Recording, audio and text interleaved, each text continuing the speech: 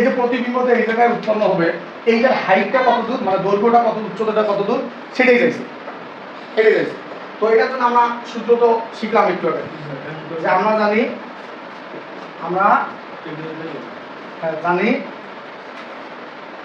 আমরা কি জানি, m সমান সমান l ড্যাশ ভাগ l, l ড্যাশ ভাগ l। হ্যাঁ, তো এই m এর মান তো অলরেডি আমরা পাইছি। m এর মান কত পাইছি? 3 পাইছি না?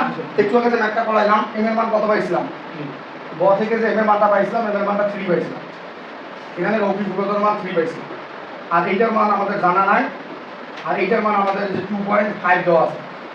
l এর মান মানে এই যে প্রতিবিম্বের লক্ষ্যবস্তুর যে দৈর্ঘ্যটা বা লক্ষ্যবস্তুর যে উচ্চতাটা, হাইটটা, ওইটা দেওয়া আছে 2.5 সেন্টিমিটার। ওকে, তো আমরা তার জন্য 2.5 সেন্টিমিটার বসালাম। এখন আর ইউনিয়ন করো, 3 এর নিচে তো মনে মনে 1 হওয়া যায়, তাহলে l ড্যাশ একটি l dash equal to 3 into 2.5।